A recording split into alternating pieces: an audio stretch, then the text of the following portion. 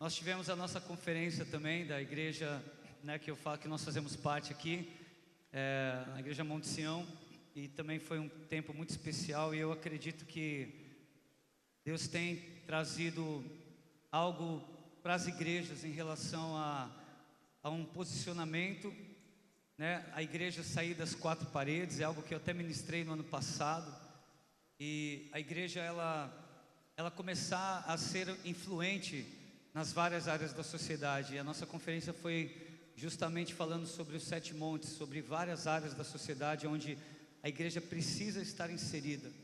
E não é diferente em Cubatão, não é diferente em qualquer outro estado. Eu acredito que para haver uma mudança na nossa nação, nós precisamos começar a se movimentar como igreja. Você crê nisso?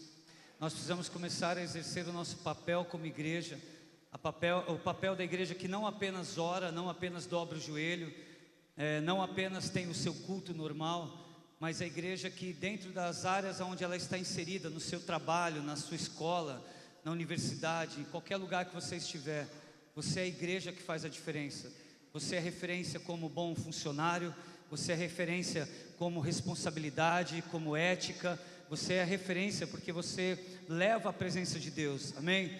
E nós precisamos sempre ter essa responsabilidade. E eu quero compartilhar, eu tenho pouco tempo, eu quero compartilhar uma palavra que está lá em Neemias. Abra Neemias, por gentileza, Neemias 1. Dessa vez eu não vim com a minha esposa, eu vim só com os marmanjões.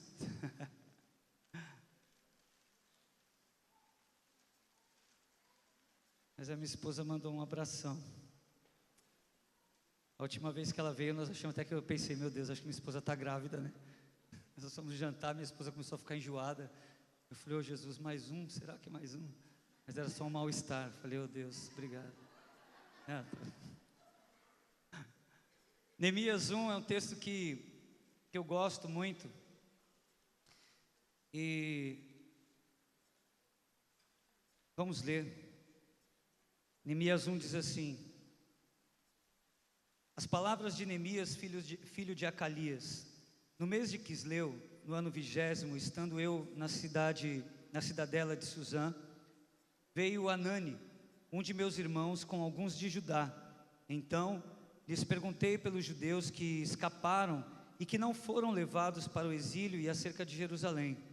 Disseram-me, os restantes que não foram levados para o exílio e se acham lá na província, estão em grande miséria e desprezo.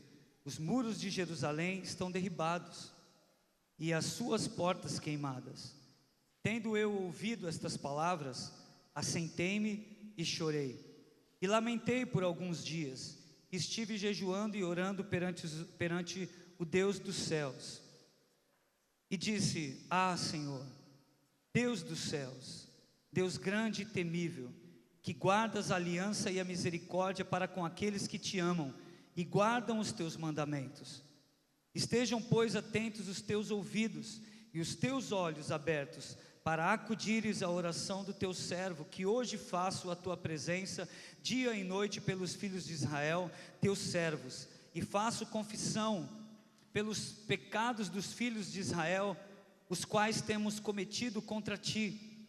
Pois eu e a casa de meu pai temos pecado, temos procedido de todo corruptamente contra ti, não temos guardado os mandamentos, nem os estatutos, nem os juízos que ordenastes a Moisés teu servo.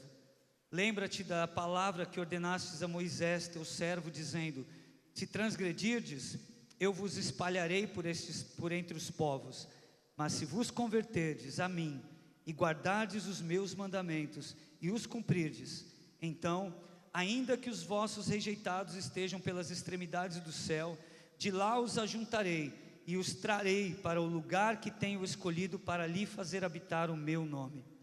Estes ainda são teus servos e o teu povo que resgataste com teu grande poder e com tua mão poderosa. Senhor, estejam, pois, atentos os teus ouvidos à oração do teu servo e a dos teus servos que se agradam de temer o teu nome. Concede que seja bem sucedido hoje o teu servo e dá-lhe mercê perante este homem. Nesse tempo eu era copeiro do rei.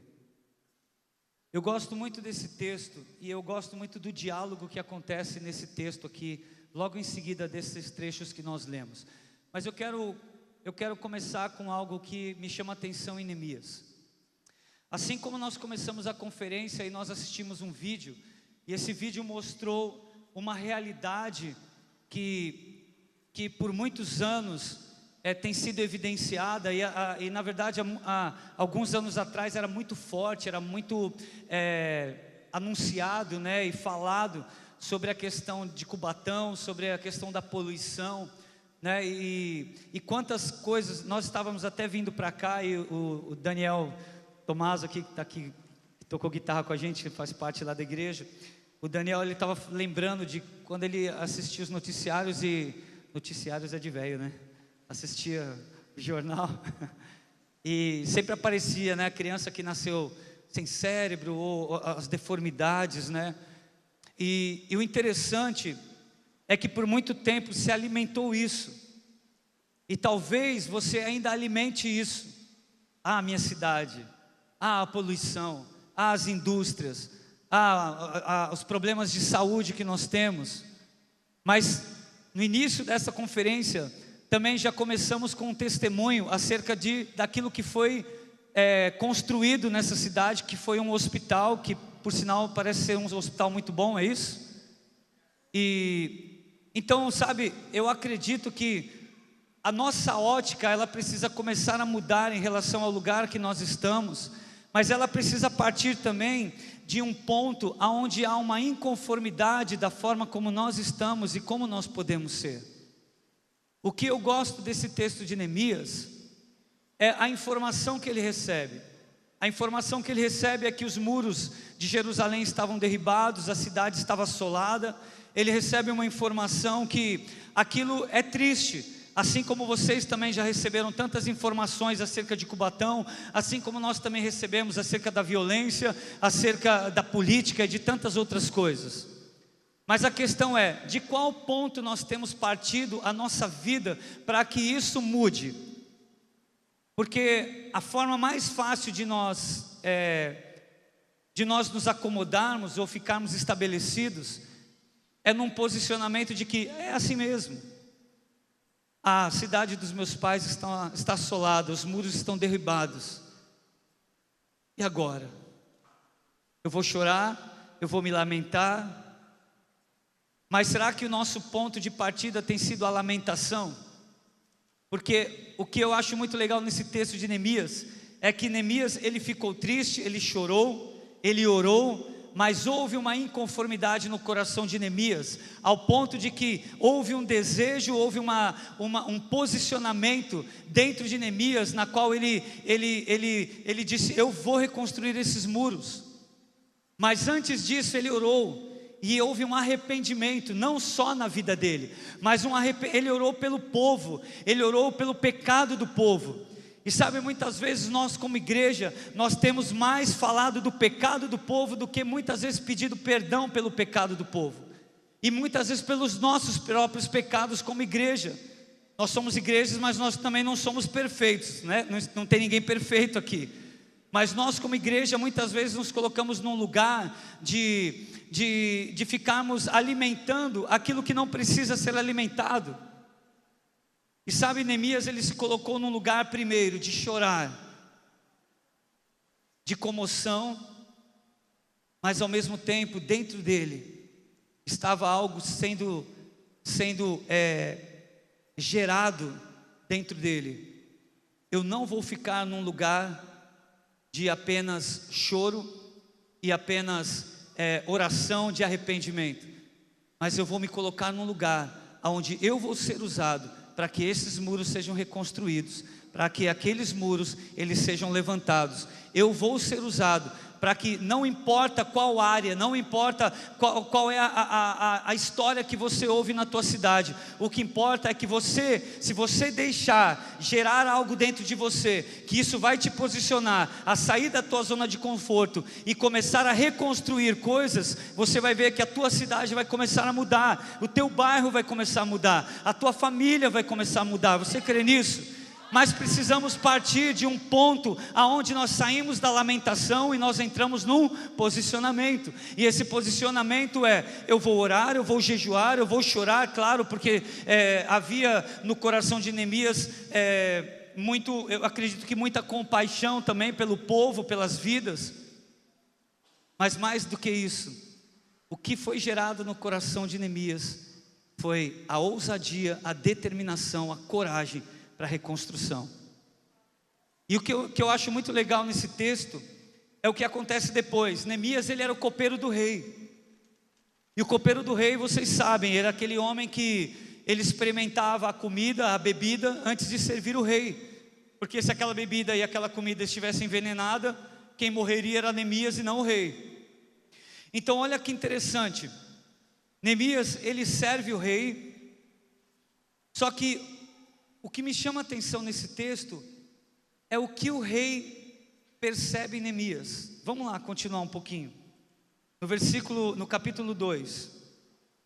No mês de Nisan, no ano 20º do rei Artaxerxes, uma vez posto o vinho diante dele, eu o tomei para oferecer e lhe dei. Ora, eu nunca antes estivera triste diante dele.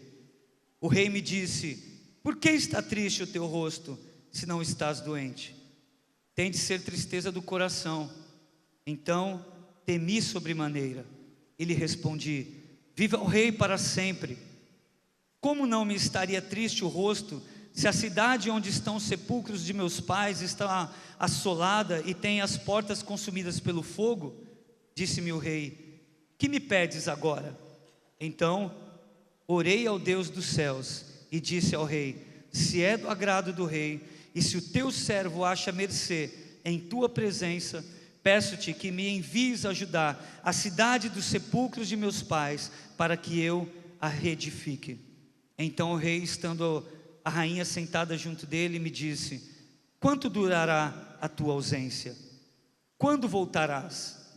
Aprove ao rei enviar-me e marquei certo prazo. Olha só, olha que diálogo interessante.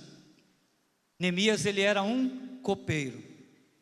Neemias, ele era um serviçal, vamos dizer assim. E ele servia um rei. E o rei, ele tem poder, o rei tem autoridade, o rei, ele comanda um reinado. Mas olha só que legal esse diálogo. Quando ele olha para Neemias, qual é a primeira coisa que o rei repara em Neemias? Não é apenas o aspecto físico. O que o rei repara em Neemias é que o coração de Neemias está triste. Ele não apenas repara que o olhar de Neemias está cabisbaixo, Neemias está com uma expressão de tristeza. Ele não repara apenas isso, ele vai mais profundo. Ele repara que o coração de Neemias está triste. E sabe, eu quero trazer um paralelo agora para liderança e líderes. Nós temos vivido um tempo onde é falado muito sobre mudanças. Eu estou falando sobre isso também. Na minha igreja também se fala muito sobre sermos uma voz para a sociedade, atingirmos as várias áreas da sociedade. Isso é muito legal. Mas eu quero trazer algo que precisa ser feito com responsabilidade. Porque principalmente o jovem hoje ele quer fazer algo e muitas vezes ele vai pela impulsão, ele quer conquistar o mundo inteiro, mas ele esquece que ele tem uma liderança, ele esquece que existe uma hierarquia, ele esquece que ele serve num lugar, e muitas vezes a própria liderança dele nem sabe o que está acontecendo, nem sabe o que ele está fazendo. Estou falando alguma bobagem? Sabe, eu acabo viajando muito, e um dos grandes problemas que eu tenho visto são falta de conhecermos o coração da nossa liderança, e a nossa liderança, e nós como liderança conhecemos o coração daqueles a qual nós lideramos. E isso faz tanta diferença para que o teu chamado ele se cumpra de uma forma tão plena. E isso faz tanta diferença na hora que você vai reconstruir muros, assim como Neemias. Sabe, Neemias, ele poderia ter recebido aquela notícia e ter esquecido do rei, e ter pensado: eu vou sair daqui e eu vou fazer alguma coisa por aquela cidade. mas Neemias, ele sabia da responsabilidade que ele tinha. E o que eu gosto nesse texto é que na hora que o rei repara que o coração de Neemias está triste, Neemias tem a liberdade de poder dizer: como não estaria triste o meu coração se a cidade dos meus pais está assolada? E aí olha só o que o rei pergunta para ele: o que você me pede, Neemias? E Neemias, ele tem a liberdade ali de continuar dizendo: permita-me que eu vá reconstruir os muros. E o rei volta a fazer mais uma pergunta para ele: quanto tempo você precisa, Neemias? Agora, para um rei fazer uma pergunta dessa e Neemias ter a liberdade de responder para ele, é que os dois, eles não eram apenas um líder e um liderado, não eram um rei e um serviçal, eles tinham um relacionamento, além do seu trabalho, além do reinado daquele rei, eles tinham um relacionamento de amizade, eles se conheciam, porque eu acredito que o rei não ia reparar o coração de Neemias triste, se ele não tivesse um relacionamento com Neemias. Ele não ia reparar que Neemias não estava bem, se ele tivesse Neemias apenas como um serviçal. Então dá para entender que o relacionamento deles era um relacionamento de amizade. Então Neemias, ele tinha importância para o rei, assim como o rei também tinha importância para Neemias, porque Neemias não abriu mão do trabalho dele para ir concluir uma construção, sabendo que ele estaria em desobediência, porque ele não tinha conversado com o seu líder, ou com o seu patrão, com o seu rei. Vocês estão entendendo? Então o que acontece aqui nesse diálogo? Neemias, vem a graça de Deus sobre Neemias ali, a bondade de Deus sobre Neemias, o favor de Deus sobre Neemias, ao ponto de Neemias poder externar o que estava no coração dele, e mais do que isso, o rei, ele deu cartas para que Neemias passasse por todas as fronteiras, ele deu cartas para que Neemias conseguisse todos os recursos necessários para a reconstrução daqueles muros. Então o que me chama a atenção nesse texto é que havia uma conexão, havia um vínculo de confiança, havia um ciclo de confiança entre Neemias e aquele rei. Porque se não houvesse, o rei, ele simplesmente olhar para Neemias triste, e ele ia falar assim: Neemias, que cara é essa? Como é que você vem me servir com essa cara? Melhora essa cara aí, rapaz. Experimenta meu vinho, experimenta minha comida e me serve. E eu não quero mais ver você com essa cara aí. Foi isso que o rei falou? Não foi. O rei poderia muito bem dizer: cara, eu não estou nem aí para o que aconteceu com a cidade dos teus pais. Eu não estou nem aí para o que aconteceu com os muros. Eu só quero que você experimente o meu alimento e me sirva. Mas existia um ciclo de confiança, ao ponto de Neemias poder externar, e o rei poder dizer para ele: então vai. E se não houvesse confiança neles, o rei não perguntaria: quanto tempo você precisa? E voltando, será que nós, como membros de uma igreja, será que você que faz parte desta igreja, ou da igreja que você representa aqui nessa noite, você que é líder, será que você conhece o coração daqueles na qual você lidera? Será que você conhece o coração do teu líder? Será que nós nos importamos com o coração dos nossos líderes e dos nossos liderados? Porque, meu irmão, minha irmã, isso vai responder a muitos resultados que nós vamos ter lá na frente. Porque quando há um ciclo de confiança entre você e os teus pastores, os teus líderes, os teus pastores, os teus líderes com você, você vai ver que as coisas vão caminhar com muito mais facilidade, os frutos vão ser muito mais evidentes, você vai ter menos trabalho e você vai ver muito mais o favor de Deus acontecendo sobre a tua vida, o ministério e sobre a tua igreja local. Você crê nisso? Eu acredito muito nisso, porque eu já vi, como eu falei, eu tenho viajado muito, e muitas vezes jovens, eles vêm conversar comigo e falam: cara, eu quero viver o que você vive. Eu quero viajar, eu quero ministrar, mas será que você tem uma palavra específica sobre isso? Teu pastor sabe disso? Você já externou o teu coração para o teu pastor?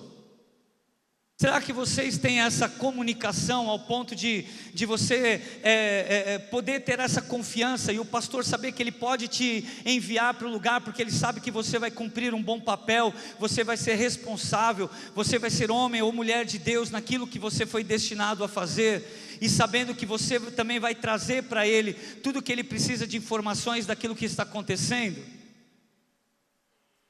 Porque se nós queremos ser uma igreja relevante, não adianta simplesmente cada um aqui se levantar e vai fazer alguma coisa para o reino. Porque eu acredito que você tem que responder para alguém. Assim como eu tenho 2 filhos e eles precisam responder para mim. Assim como eu tenho uma esposa e eu preciso responder para ela. Mas olha só, se nós pegarmos o texto de Abraão, eu gosto muito desse texto, já falei dele aqui. Eu gosto muito desse texto também porque esse texto mostra um ciclo de confiança entre um pai e um filho. Quando Deus manda Abraão sacrificar Isaque, chega um determinado momento da caminhada que Isaque, ele fala para o seu pai: pai, nós já temos a lenha, já temos o cutelo, cadê o cordeiro para o holocausto? E Abraão fala assim: Deus proverá para si, meu filho, o cordeiro para o holocausto. E sabe o que acontece? Não tem mais nenhum assunto entre Isaque e Abraão. Não tem mais nenhuma pergunta de Isaque para Abraão. Apenas continua o texto dizendo que, chegando no lugar, Isaque estava pronto para ser imolado. Abraão levantou o cutelo para imolar Isaque, e o anjo teve que bradar. Então sabe o que eu entendo nesse texto?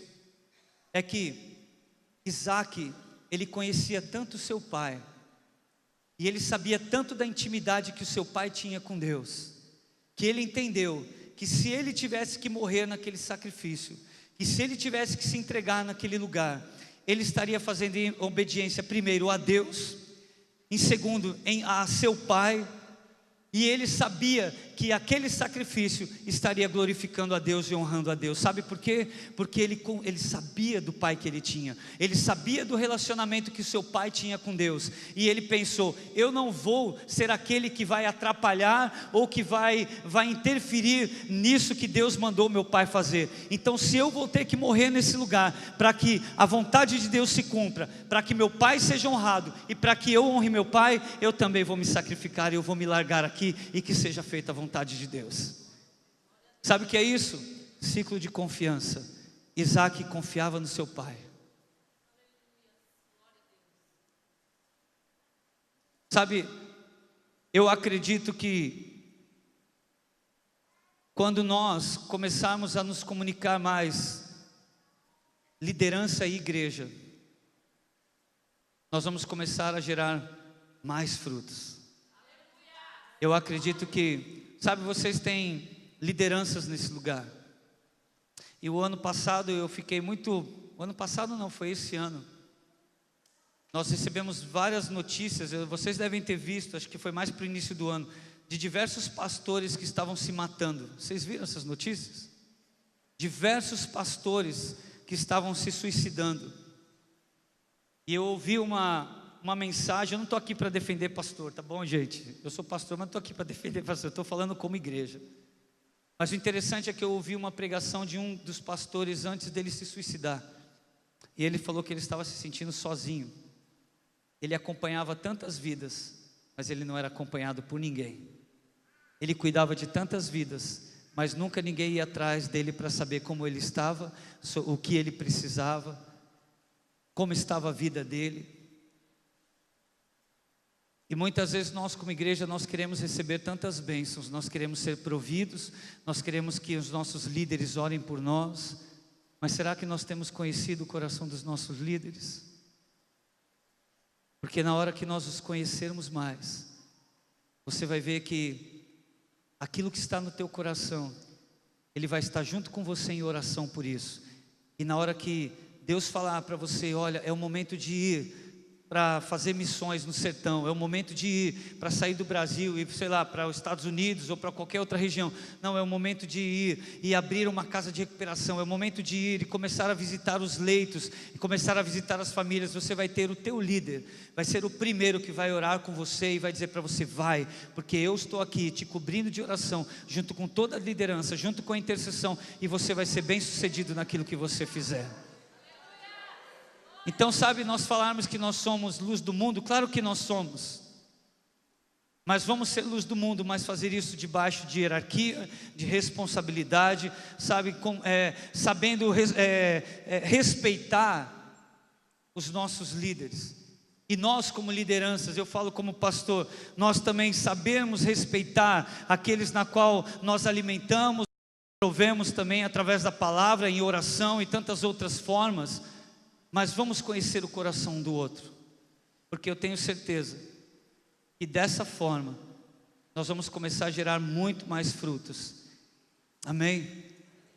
E sabe o que me chama a atenção em Neemias? É que ele vai, e Neemias, ele levantou pessoas para reconstruir os muros com ele. E se você for ver, depois que o muro foi reconstruído, lá fala que as portas foram reconstruídas pelo governador de tal cidade, com o governador de tal cidade. A outra porta foi com o governador de tal cidade, com o governador de tal cidade. Agora olha que interessante, Neemias ele consegue reconstruir os muros num tempo recorde, com homens que eram autoridades, e em determinado momento que tentam tirar Neemias daquela reconstrução, tentam enganá-lo, levá-lo para uma capela, para dizer para ele: fique aqui, Neemias, porque você vai ficar seguro aqui, estão querendo te matar. Neemias ele percebe que aquilo era uma cilada, ele fala: não, eu não posso ficar aqui, porque eu estou reconstruindo muros, tem pessoas que estão comigo, então eu não posso ficar aqui, eu tenho que estar com eles. Então sabe o que eu vejo aqui? Que Neemias, ele apenas não tinha um ciclo de confiança, ele não gerou ali um ciclo de confiança entre ele e o rei, mas ele também deixou que isso continuasse permanecendo naqueles que iriam trabalhar com ele na reconstrução dos muros. E a reconstrução foi num tempo recorde. Sabe por quê? Porque Neemias não os abandonou, mesmo quando tentaram enganar, ou até mesmo ele poderia os abandonar, mas ele falou: não, nós vamos até o fim nessa reconstrução. Se eu tenho um grupo para estar comigo nessa reconstrução, eu não vou abandoná-los, eu preciso estar com eles, porque eu quero ter um testemunho para contar junto com eles. Amém? Então sabe, quando você tem um testemunho, o teu líder tem um testemunho também. Quando o teu líder tem um testemunho, você também tem um testemunho. Sabe por quê? Porque nós somos igreja, e isso não é apenas a conquista de um, é a conquista de todos. Você crê nisso? A reconstrução dos muros não foi apenas a conquista de Neemias, foi a conquista de todos aqueles que trabalharam com ele. Foi a conquista, sabe de quem? Do rei Artaxerxes. Porque ele lá atrás foi aquele que disse: Neemias, eu estou com você nisso, eu estou com você nisso. Sabe, vocês têm uma cidade para reconstruir tantas áreas, e você pode reconstruí-las e dizer assim: sabe, eu não fiz isso sozinho, eu fiz isso com toda a igreja Vida Nova, eu fiz isso com todos os líderes. Eu estou aqui, mas eu estou representando todos os meus irmãos que fazem parte da minha família e que servem junto comigo.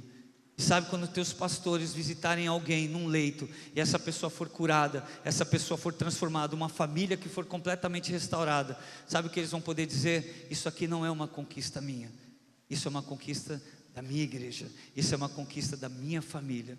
Eu não estou aqui sozinho, eu tenho uma cobertura de oração por trás. Amém? Eu senti muito de compartilhar essa palavra, porque eu acredito que nós somos luz, nós somos sal, mas nós precisamos temperar, nós precisamos brilhar, mas com ordem, com organização, com responsabilidade, respeitando hierarquias, honrando liderança. Amém? Então eu quero fazer algo diferente nessa noite. Eu quero te convidar a ficar em pé, e eu quero convidar, sinto de abrir essa conferência desse jeito. Eu quero convidar todos os líderes desse lugar para estarem aqui em cima. Dani, pode subir. Todos os líderes, pastores, vocês que são líderes desse lugar, para estarem aqui em cima.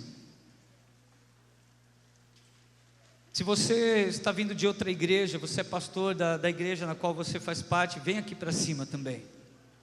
Se você é líder de algum ministério aqui, vem para cá.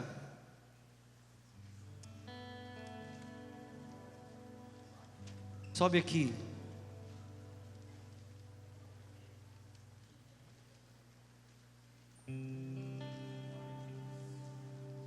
Olha só quantos líderes.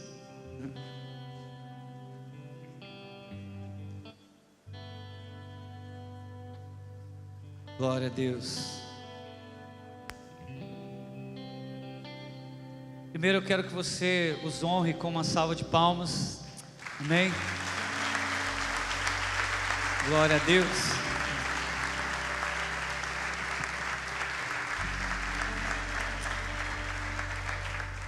Meu irmão, minha irmã, ser líder não é fácil.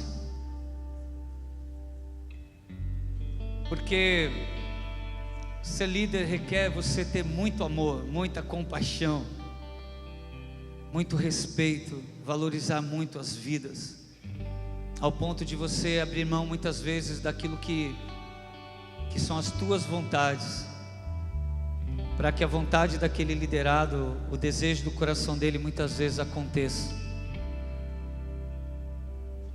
Então aqui são pessoas que eu sinto de compartilhar isso.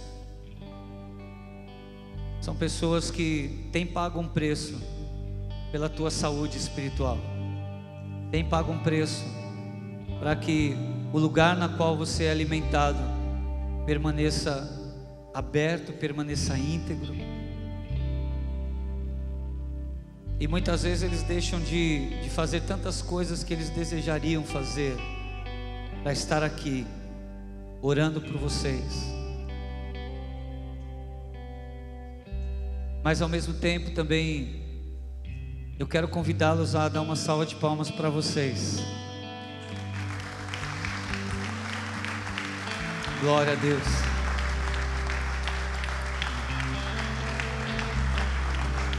Porque eu sei que vocês também têm pago um preço muito alto. Eu sei que eles também não exercem aquilo que eles exercem sozinhos. Eu acredito que tem a oração de vocês, o companheirismo de vocês. E nessa noite eu quero convidar primeiramente a vocês levantarem os teus braços para cá. E cada um de vocês aí, vamos começar a levantar um clamor por esses líderes. E eu quero te convidar a declarar sobre a vida deles tudo aquilo que você desejaria sobre a tua vida. Declarar sobre a vida deles tudo aquilo que o Senhor tem no coração dele, para que ainda seja cumprido na vida deles, que isso aconteça de uma forma plena, genuína e abundante. Vamos fazer isso? Comece a levantar um clamor, mas solte a sua voz, não tenha vergonha. Comece a orar por eles e vamos levantar um clamor por eles. Eu acredito que esse é um início importante dessa conferência, sabe, de nós honrarmos líderes e honrarmos aqueles na qual nós também lideramos. Pai, nós te agradecemos por cada liderança representada em cima deste púlpito. Pai, nós declaramos o teu favor a cada dia sobre eles. Pai, nós oramos para que a tua vontade boa, perfeita e agradável se cumpra de uma forma tão linda, tão genuína, tão especial, em nome de Jesus. Pai, eu oro para que eles sejam abraçados pelo teu amor, envolvidos pelo teu amor, envolvidos pelo teu amor, Jesus, envolvidos pelo teu amor, Jesus. Nós te agradecemos, Senhor, porque até aqui o Senhor tem os sustentado, até aqui o Senhor tem os ajudado. Obrigado, Pai. Eu oro para que o Senhor continue fortalecendo o físico, fortalecendo o espírito, fortalecendo os Deus, renovo de mente. Eu declaro renovo de mente sobre eles, em nome de Jesus. Oh Deus, obrigado, Jesus. Eu declaro saúde, vida abundante. Em nome de Jesus, eu declaro que não falte nada, nunca falte a vestimenta, nunca falte saúde, nunca falte finanças, nunca falte moradia, e principalmente que nunca falte a tua presença, Deus. Que a tua presença continue sendo sempre evidenciada sobre eles, de uma forma genuína, em nome de Jesus, de uma forma intensa. Nós honramos esses líderes aqui, Deus, e nós declaramos mais uma vez o teu favor, o teu favor, o teu favor, o teu favor, Deus, em nome de Jesus, em nome de Jesus, em nome de Jesus, em nome de Jesus, em nome de Jesus. Eu quero convidar o pastor Felipe para orar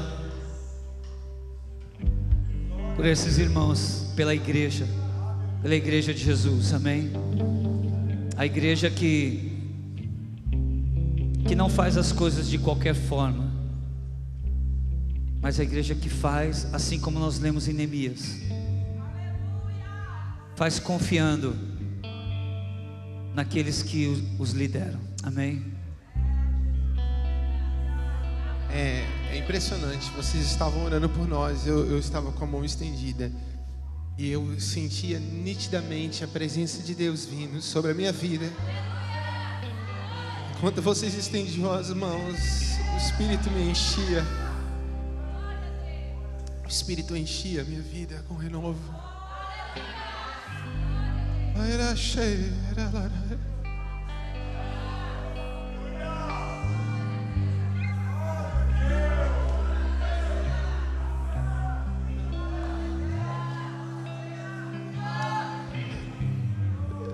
Eu quero que você estenda as suas mãos, por favor, estenda as suas mãos assim, ó, assim, por favor, assim.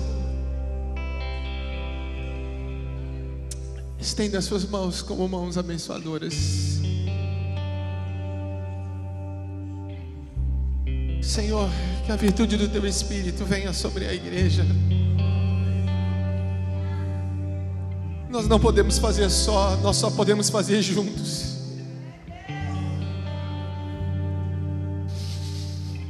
Então vem, Senhor, vem com o seu renovo, vem com a sua presença penetrando sobre cada coração, e o teu Espírito nos encha, Senhor, nos encha de tal forma que nada mais ocupe espaço em nossas vidas, que não seja a tua presença, Senhor, que não seja a tua presença, o Senhor que supre as nossas necessidades, o Senhor que enxuga as nossas lágrimas, o Senhor que não nos deixa só, mas o Senhor que manifesta o seu poder sobre nós.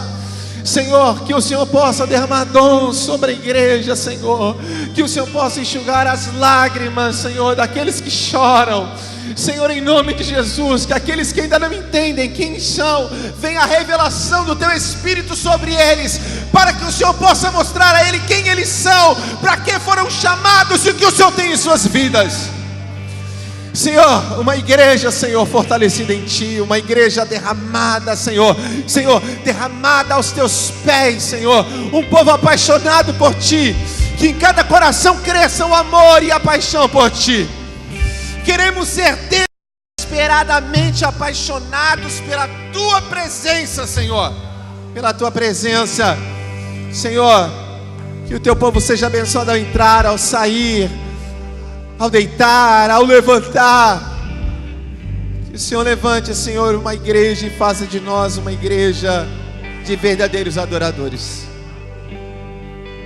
uma igreja que queime pelo fogo do Teu Espírito, uma igreja que queime pelo fogo do Teu Espírito, Senhor.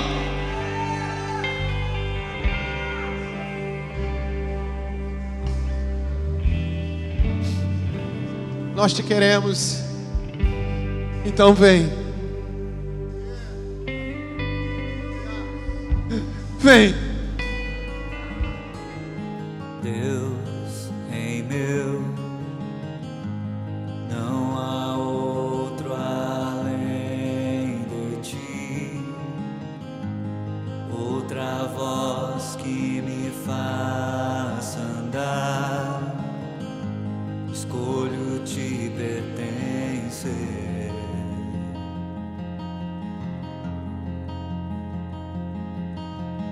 grande eu sou, tua justiça e perdão aliviam os corações